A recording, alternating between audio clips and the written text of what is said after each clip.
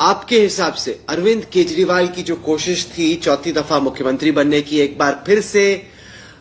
दिल्ली में जीत दर्ज करने की, क्या वजह रही आपके हिसाब से कि अरविंद केजरीवाल की आम आदमी पार्टी, जिसने इतने साल तक दिल्ली में बीजेपी को पछाड़ के रखा था, इस दफा वो क्यों धराशायी हो गई? मुझे ऐसा लगता है कि एक तो 10 साल का एंटी इनकम्बेंसी रहा, दूसरी बात केजरीवाल जी का खुद से मुख्यमंत्री न होना, मेरी समझ से वो एक बड़ी गलती आम आदमी पार्टी ने करी। जब लिकर स्कैम को लेकर बात चली, उस समय जब केजरीवाल जी को अरेस्ट किया गया, तो मुझे लगता है कि उस समय केजरीवाल जी को इस्तीफा दे देना चाहिए था। और अगर उन्होंने उस समय इस्तीफा नहीं दिया तो फिर जेल से बाहर निकलने के बाद इस्तीफा देकर किसी दूसरे को मुख्यमंत्री बनाना शायद स्ट्रैटेजिकली ठीक नहीं था। और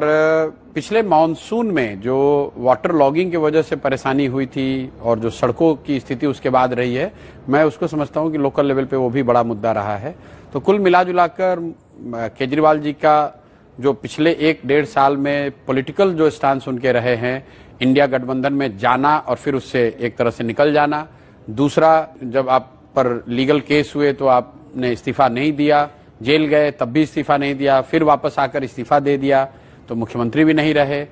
तीसरी जो गवर्नेंस को लेकर जो ढिलाई, जो एक तरह से उनकी कोर कंस्टिट्यूएंसी गरीबों की थी, झुग्गी झोपड़ियों की थी, उनको पिछले मॉनसून में जो तकलीफ हुई वाटर लॉगिंग की वजह से और खराब सड़कों की वजह से, उससे कहीं ना कहीं गवर्नेंस मॉडल को भी धक्का लगा। कुल मिलाजुलाकर इन 3-4 बातों का प्रभाव रहा होगा, जिसकी वजह से उनके, मुझे लगता है कि 8-9% वोट शेयर